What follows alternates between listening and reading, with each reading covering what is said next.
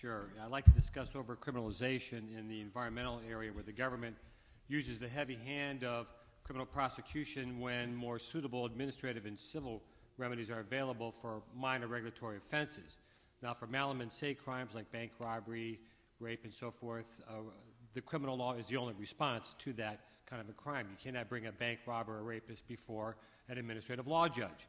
Now, for Malum prohibited offenses that Bill mentioned, those encompass hundreds of regulations, statutes, and over 300,000 regulations that have been enacted by the EPA and a lot of different agencies that don't really flatly prohibit conduct, but regulate socially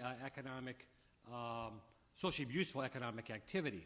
Now, these regulations, this whole category I like to call Malum regulatum, because basically this is what corporations and businesses and everybody, individuals, are facing with all these different kinds of confusing regulations. Let me give you an example of one. There's a regulation in the Resource Conservation Recovery Act, RCRA, that says if you pour a solvent on a surface and use a rag to clean up the surface, that rag becomes a hazardous waste under the law, subject to strict disposal and storage requirements. However, if you pour the solvent first on the rag and then wipe the surface, that is not a hazardous waste. So, at your peril, you can be sentenced to prison for felony violations for violating these kinds of regulations, and no wonder people don't want to take these kind of jobs in the business. In fact, one former EPA official candidly admitted, RCRA is a regulatory cuckoo land of definition. I believe we have 5 people in the agency who understand what a hazardous waste is. And yet, this is what's going on here. And so, what does society have to deal with this down the tools, the enforcement tools that Bill mentioned? At least in this area, you have 3 sets of remedies. You have administrative remedies before an administrative law judge. In fact, there's 2 tracks for that. You can file suit in federal civil court. You can get injunctions. You can get fines, remediation orders, all of which have deterrent and punitive value to that.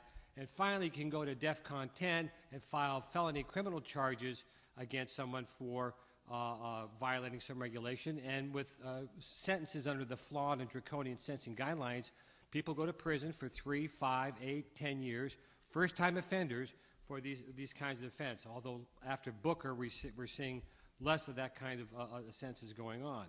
Now, the reality is the government has essentially unbridled discretion to arbitrarily choose any of these 3 remedies in order to address them, and so especially when the mens rea standard has been watered down. Now, what is the policy that the EPA and the Department of Justice has for these kind of environmental offenses? The EPA so-called Devaney memo back in '94, which is still the governing guidance, says that you have to have significant harm, significant environmental harm, and you have to have criminal culpability. And it reinforces that by saying, and in fact, that it has to be egregious. Their policy actually says, and the Office of Criminal Enforcement has an obligation to the American public, to our colleagues throughout the EPA, the regulated community, Congress, and the media to instill confidence that the EPA's criminal program has the proper mechanisms in place to ensure the discriminate use of the powerful law enforcement authority entrusted to us. Congressional intent underlying the environmental criminal provisions is unequivocal. Criminal enforcement authorities should target the most significant and egregious violators. There is universal consensus that less flagrant violations with lesser environmental consequences should be addressed through administrative or civil monetary penalties and remedial orders. Gee, this sounds great. I agree with that. Well, that's DOJ says to also use in their when to prosecute, are there non-criminal remedies available? The question is, are they really using that? And in that case, I want to show the DVD here real quick, the clip on how the heavy enforcement of the government and the EPA is coming in. Could we run this? It's about a 5-minute clip. There's more to that. This was filmed some years ago. The updates are in the report here that we passed out. The Hyde Amendment was appealed, and that was reversed on the definition of the specifics in that case. We filed and assisted in filing a malicious prosecution action and a Bivens action against the EPA agents. We won in the district court on one level. The First Circuit reversed. Again, it's all in there. But the bottom line is this. The EPA has never contested that there was any environmental harm whatsoever, even with respect to if it were below the 5-level limit, because eventually that wastewater went down to the treatment plant and the pH levels there were fine. Let me give you another quick examples too. Here we have United States versus Wabash Valley Service, 2006. Federal criminal charges were filed against an agricultural service company, its manager, and an employee hired by a farmer to apply fertilizer pellets containing pesticides on the farmer's field. What was their crime? They were charged with violating the Federal Insecticide, Fungicide, Rodenticide Act, FIFRA, by violating the warning label on the container that said, "Avoid spray drift in windy conditions." Now, the defense argued that the label language is unconstitutionally vague and did not provide reasonable notice to what conduct is prescribed. Indeed, EPA's even internal guidance said it's for liquid sprays, not solid pellets. The court agreed, and in a 29-page stinging decision dismissed the criminal charges, saying that the label "avoid windy conditions" is like saying "don't drive too fast," and proceeded to upbraid the prosecutor by saying when experienced trial attorneys decide whether to file a lawsuit, they often look to the instructions the court will give to the jury if the case makes it to trial. By analyzing what he must prove to the jury, an attorney can make a reasonable approximation of the strength of his case. The court wonders if the government considered this simple question. And the court then went on to say that anytime you use this kind of spray, it's almost, as he stated, subject to criminal liability in every case for what is essentially an unavoidable byproduct of their work. Another quick case, U.S. versus Chief Ethanol Fuels, 2006 case. Here's the country's leading producer of ethanol fuels. Again, a social useful product, helps with CO2 and global warming, and they were criminally prosecuted for violating the Clean Water Act. Their crime, the temperature of their wastewater ranged from 90 to 94 degrees. Their permit only allowed them to do 90 degrees, and it was misreported at that. Was there any environmental harm in this?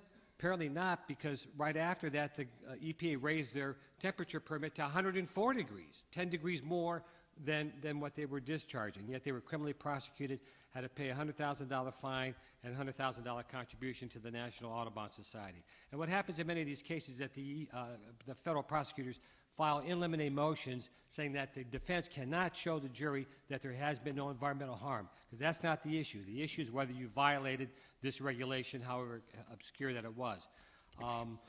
Finally, there's a case that's just before the Ninth Circuit, U.S. versus San Diego Gas and Electric. There, the company unearthed some pipes that had some multi-layer wrap around it.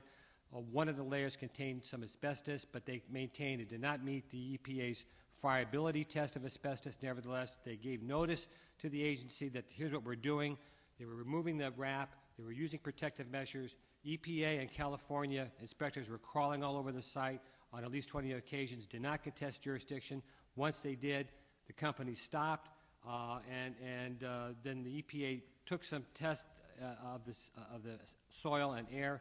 They did 337 air samples and 181 soil samples, and this is the California EPA, and they're not gun-shy about enforcing their laws, which showed that not a single asbestos fiber was found in the air or soil due to this removal process. The San Diego DA looked into the matter, declined to prosecute. The San Diego County started a civil lawsuit, dropped it during discovery. Nevertheless, 5 years later, the U.S. attorney filed felony criminal charges against the company's environmental manager, the project manager, and the consultant for violating some technical violations of not having the bag sealed up properly and the container closed on 2 occasions. The whole trial centered around what kind of test you use to measure the level of asbestos. It was all confusing testimony. It was a battle of the experts. After a lengthy trial, the company and 2 defendants were convicted, but the judge ordered a new trial to prevent, quote, a serious miscarriage of justice and, quote, arbitrary enforcement, because the prosecutor confused the jury by insisting and improperly using the test methods of non-representative samples that already had been excluded from the trial. The government appealed this new trial order, and we filed, our foundation filed an amicus brief in that case, and just about a month ago, the Ninth Circuit upheld that new trial order, granting finding there was no abuse of discretion. Again, there was no significant environmental harm, no culpable conduct. They were not operating in the dark. They had everything out in the open. So what's driving these kind of cases? Well, we think that there's probably a couple things. One, an EPA criminal agent candidly admitted in this management report, quote, "I'm a salesman. I sell jail time to people." Another one admitted that there's a quota system there that pressures each agent to bring in 2 criminal prosecutions a year. Well, you have 200 agents. Do the math. 200 times 2 is 400, and that's about how many criminal prosecutions we have a year. And an EPA management report finally concluded, quote, "There's little distinction between important and trivial cases and a preoccupation with traditional statistics rather than real accomplishment." So, Eddie, that's what's going on here, unfortunately. That's not the general rule here. Obviously, a lot of it's handled administratively, but we see that the heavy hand of criminal enforcement is being used. And I want to just close with this quote from U.S. Attorney General Robert Jackson, who told the Second Annual Conference of U.S. Attorneys in 1940, quote, "The prosecutor has more control over life, liberty, and reputation than any other person in America. His discretion is tremendous. Any prosecutor who risks his day-to-day professional name for fair dealing to build up statistics of success has a perverted sense of practical values as well as defects of character. He should select the cases for prosecution in which the offense is the most flagrant, the public harm the greatest, and the proof most certain." And I submit that a lot of these kind of cases we see obviously over-criminalization of what is essentially regulatory type infractions. Thank you.